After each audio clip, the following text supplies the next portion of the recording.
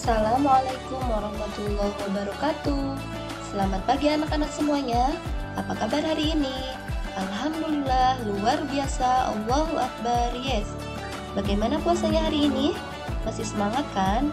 Harus semangat ya. Mudah-mudahan di bulan Ramadan ini kita diberi kemudahan, diberi kelancaran dalam beribadah puasanya dan menjalankan ibadah-ibadah sunnah lainnya. Baiklah anak-anak, pada kegiatan pesantren Ramadan di hari pertama ini, Bu Ella akan memberikan materi yaitu tentang puasa Ramadan.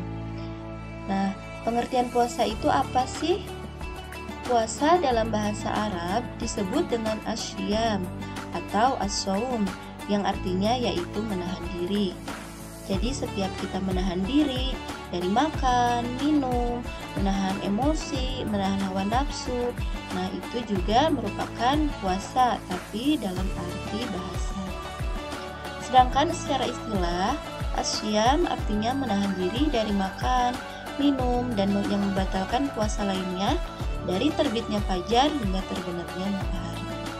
Nah, kalau menurut istilah, puasa itu dilakukannya dari terbit fajar hingga terbenamnya matahari ya.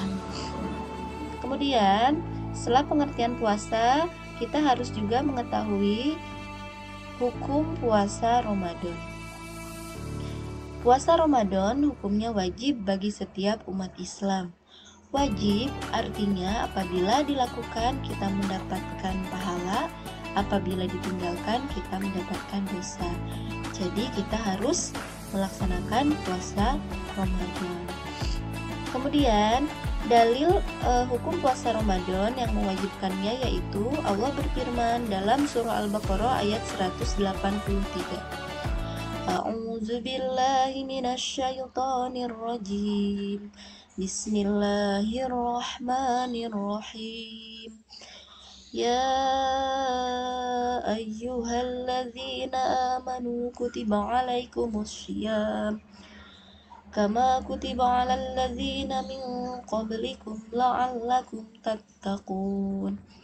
Yang artinya, wahai orang-orang yang beriman, diwajibkan atas kamu berpuasa sebagaimana diwajibkan atas orang sebelum kamu agar kamu bertakwa. Nah, anak-anak sudah jelas ya, hukum puasa Ramadan yaitu wajib. Dalilnya ada dalam surah Al-Baqarah ayat 183. Allah mewajibkan kita untuk berpuasa Ramadan agar kita menjadi orang-orang yang bertakwa. Setelah itu, kita juga harus mengetahui rukun puasa.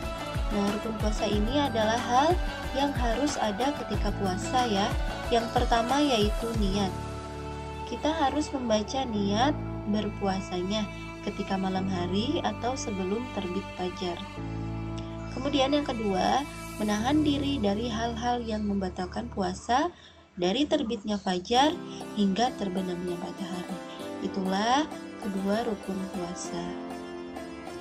Selanjutnya, kita juga harus mengetahui syarat sah puasa. Syarat sah puasa ketika kita melakukan hal-hal ini, maka puasa kita menjadi sah. Yang pertama Islam, yang sesuai ya dengan agama kita yaitu Islam, merupakan syarat sah puasa. Yang kedua balik atau cukup umur ya. Bagi laki-laki mencapai umur 15 tahun atau sudah mimpi jima, dan bagi perempuan umur 9 tahun atau sudah keluarnya darah haid. Yang ketiga berakal sehat. Nah, ini merupakan salah satu syarat sah puasa juga. Yang keempat, suci dari haid dan nifas. Ini untuk perempuan ya. Apabila perempuan dalam keadaan suci, tidak lagi haid atau nifas, yaitu darah yang keluar setelah ibu melahirkan. Nah, ini apabila tidak dalam keadaan ini berarti puasanya sah, suci ya. Kemudian mampu berpuasa. Insya Allah kita semua mampu untuk berpuasa ya. Nah, yang selanjutnya yang keenam yaitu niat. Jadi niat itu merupakan salah satu syarat sah puasa. Apabila kita lupa berniat atau kita sengaja tidak berniat, maka puasanya tidak sah. Nah, anak-anak, setelah kita mengetahui arti puasa, rukun, dan syaratnya, kemudian kita juga harus mengetahui hal-hal yang membatalkan puasa.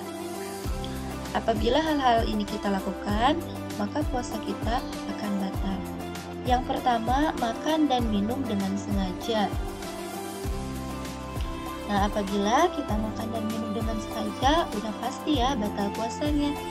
Lalu bagaimana kalau tiba-tiba kita lupa lagi puasa, tiba-tiba makan karena benar-benar lupa? Nah, itu tidak apa-apa ya. Bisa dilanjut puasanya dan makannya jangan diterusin, harus diberhenti.